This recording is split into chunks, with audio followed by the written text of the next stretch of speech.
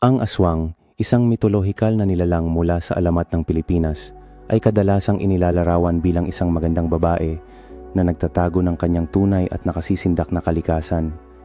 Sa kailaliman ng gabi, ang aswang ay naglilibot sa madidilim na kagubatan, nagdudulot ng takot sa puso ng mga taga-bukire na nagtatangkang lumabas. Ang aswang ay sinasabing may kakayahang lumipad, madalas na nagiging nilalang na katulad ng paniki, habang ang kanyang alamat ay nagdudulot ng takot sa mga taga-bayan. Sa mga tradisyonal na nayon sa Pilipinas, ang mga kwento tungkol sa aswang ay ipinamamana mula sa isang henerasyon hanggang sa susunod. Kadalasang ikinukwento sa paligid ng apoy upang bigyang babala ang mga bata sa nag-aantay nitong presensya. Maraming naniniwala na ang pagdadala ng mga proteksyong amulet ay maaaring magpigil sa aswang, habang ang takot ay sumasakop sa mga taong natatakot sa kanyang nakababalighanang pagdating.